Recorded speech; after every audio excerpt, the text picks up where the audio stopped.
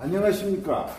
오늘은 그 어씨들, 성씨 이야기에서 그 어씨들에 대한 이야기를 좀 할까 합니다. 어씨의 발상지는 이제 중국의 무석이라는 겁니다. 무석. 이 없을 무자 주석석서예요. 얘가 이제 뭔 말이냐면 주석이 없다 이 말이에요.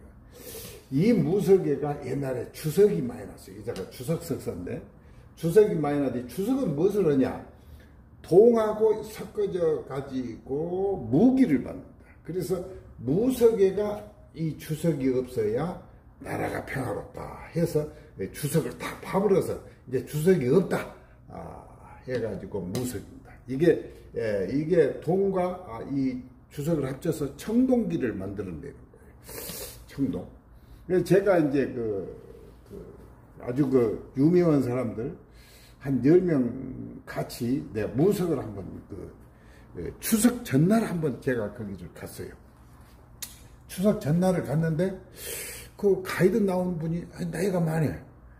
그래서 한국말을 해서 당신 조선족이요? 아니라고 그래. 한족이라고 그래. 근데 한족이 이렇게 한국말을 잘하냐? 그러니까 1968년도에 중국과 북한 간의 사이가 좀 안 좋았답니다. 그래가지고 그 조선족들이 혹시 공군 조종사가 있는데 북한으로 비행기를 가지고 가버리면 큰일이다 해서 68년부터는 조선족에 대해서는 공군 조종사가 안 됩니다. 즉 그러니까 조국이 있는 나라는 비행 조종사가 안 돼요. 그래서 저희가 그때 최초로 공군에 들어가서 제가 중령으로 제대했는데 그 공군 조종사를 했는데 서울말씨로 배웠기 때문에 말을 잘한다고 그래요. 그래갖고 참 반갑다고 이제 인사를 하고 여기로 왔는데 그 사람이 뭐라고 말하냐면 여기는 어씨들의 고장입니다. 그래요. 예, 맞다고. 맞습니다. 그래서 여기는 그 고공단보의 후손인 오태백이라는 사람이 여기 왔다고 그러니까 그 사람이 뭐라고 말하냐면은 고공단부라고 그래요. 고공단부. 그래서 내가 그런 말을 해줬어요. 고공단부가 아니고 이때는 부로 읽지 않고 보로 읽는 것이다. 옛날에 훌륭한 사람들은 이렇게 보로 읽는다. 단 아버지란 뜻으로 읽을 때는 부지만은 이렇게 높은 사람 이럴 때는 고공단보다. 그러니까 이 사람이 깜짝 놀랐어요. 그리고 내가 이런 이야기를 좀 더 하겠습니다만 이런 이야기를 딱 하니까 깜짝 놀래. 그런데 그 다음날 우리가 좀 구경을 하고 오는데 여기 관광국장이 중국은 여유국장이래요. 여유국장들이 나와서 식사를 대접하려고 한다고 그래요. 그래서 우리가 공짜로 얻어먹는데 반대할 이유도 없고 가자고. 그래서 한 10명이 갔는데 대접을 잘 받았습니다. 그러니까 같이 간 분들이 역시 우리 강 박사는 중국에 많이 다녀놔서 이렇게 많이 한다고 더욱 칭찬을 받은 적이 있는데, 자, 그러면 이 어씨는 뭐라고 하냐면 희성 어씨예요. 원래 이 주나라 그 성씨가 바로 이 희씨입니다. 희씨가 있네요. 이렇게 이 성씨라는 말은 성은 먼저 생긴 것이고 씨는 나중에 생긴 거예요. 그러니까 희씨에서 갈라졌다 해서 희성 어씨 그래요. 그러면 이게 이제 여기가 지금 주나라하고 연결이 되는데 좀 한번 구경해 보면 이 강원이라는 여자가 있습니다. 이 강원이라는 사람이 결혼을 했는데 소 발자국을 보고 임신이 되어버린 거예요. 요새야 그렇게 안 되겠지만 그 당시만 해도 아마 된 모양이에요. 소 발자국을 보고 임신이 되어버리니까 남편이 어디가 그럴 수가 있냐. 그래서 그 태어난 얘기를 버려라 그랬어요. 그래서 이 이름이 기입니다. 기. 이자가 버릴 기자예요. 버렸는데 그 말이나 소들이 지나가면서 이걸 피하고 다녀요. 다시 와서 길렀어요. 그래서 그 사람 이름을 후직이라고 하는데 후직 그러면 이 직은 곡식을 나타낸 말이에요. 그래서 곡식의 신을 나타내기도 합니다. 그래서 주나라의 그 뿌리 시조는 이렇게 후직이다 이 말이에요. 후직의 3세 손이 공유란 인물이 나오고 공류의 구세손이 바로 이 사람이 나옵니다. 고공단보예요. 고공단보. 그리고 이 사람을 가리켜서 태공이라고 그래요. 태공. 태공이 뭐라고 말했냐면은 내 손자대에 와서 유명한 현인이 나타난다. 그래가지고 이 나라를, 중국이라는 나라를 통일할 것이다 했는데, 이 고공단보의 손자가 문왕입니다. 문왕 때 강태공을 만나요. 그래서 그 강태공이 원래 여상인데, 강상, 여상 그러는데, 그 태공이라고 해서 이 사람이, 이 고공단보가 태공인데 이 사람이 기다렸다 해서 태공망 그래요. 이 강태공을. 그래서 그때 문왕을 도와가지고 주나라를, 은나라를 멸망시키고 주나라를 건국하죠. 이게 주나라를 건국한 것은 무왕 때 건국을 했습니다. 그런데 이 고공단보는 우리 용비어천가 3장에도 나와요. 3장에. 우리 용비어천가에는 뭐로 나오냐면, 주국대왕으로 나와요. 주나라의 대왕. 예, 주국대왕이 빈곡에 살아서 제업을 열으시니, 이런 말이 나옵니다. 이 고공단보의 부인이 태강이에요. 태강. 그 당시에 이 강은 원래 강이 제일 먼저 나오고 희가 두 번째 나왔습니다. 그래서 이 성이 중요한 성이었어요. 그 당시에는 상당한 귀족 집안이에요. 이 고공단보의 아들이 3명이 있어요. 태백, 중홍, 계력, 이 3명이 있는데, 이 고공단보가 왕의 자리를 누구한테 주려고 하냐면 이 계력한테 주려고 그래요.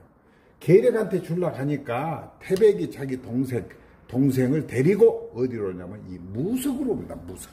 이 당시 무석은 그 오랑캐의 땅이라 해가지고 사람들이 그냥 아주 어리석은 사람들이 많았어요. 배운 일도 없고. 그래서 태백이 여기 와서 나라를 세우는데 그 나라 이름이 뭐냐면 이제 구오라는 나라를 세웁니다. 구오. 그래서 여기서부터 나오는 성씨가 이제 오씨가 나오는 거예요. 원래 이 태백은 결혼도 안 했어요. 그리고 동생한테 2세로 물려줍니다. 그래서 여기에 후손인데, 여기서 이제 쭉 나오다가 합려하고 부차 때가 이제 나라가 전성을 잃어서 부차 때 망하죠. 망하는데 여기가 23, 4대인가 될 거예요. 여기 왕이 합려죠. 합려. 이때가 소주로 이전을 합니다. 무속에서 이제 소주가 바로 옆인데 소주, 여기 합려가 그 전쟁터가 있는데 합려가 전쟁 연습하는 것이 고소대입니다. 그래서 여수에 가면 이순신 장군이 그 훈련을 시키는 곳이 고소대라는 것도 여가 있고, 부차가 이제 마지막에 이제 그 올나라한테 멸망을 당하죠. 그러면서 모든 오씨들이 이렇게 흩어지게 됩니다. 그래서 흩어지는데, 그럼 우리나라 오씨는 언제 들어왔냐면 신라 지정왕 때 들어옵니다. 신라 지정 오첨이라는 사람이에요.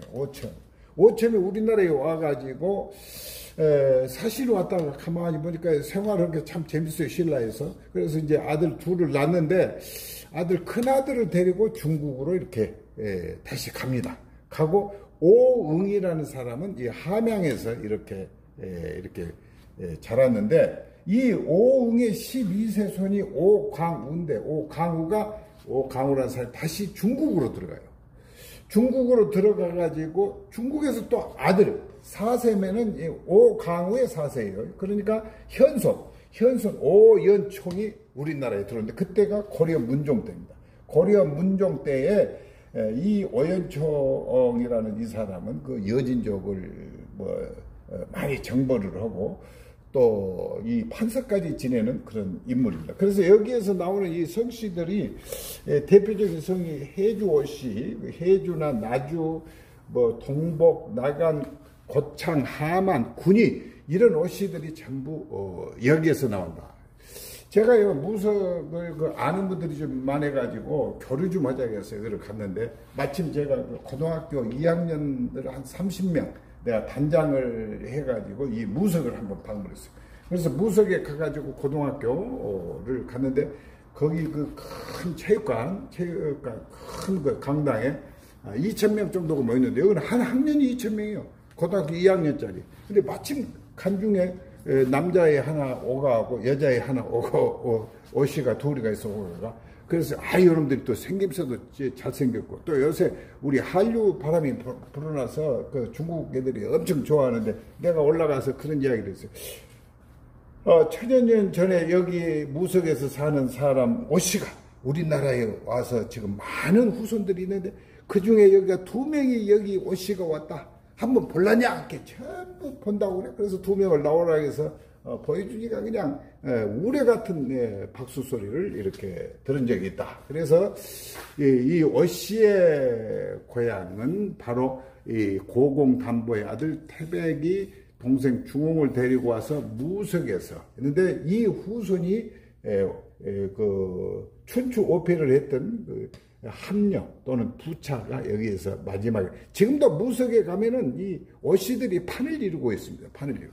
그냥 우리나라는 이게 신라 시대가 신라 지정왕 때 오첨이라는 사람이 와가지고 아들을 낳고, 아들 하나는 여기서 살게 하고 큰 아들은 데리고 갔어요.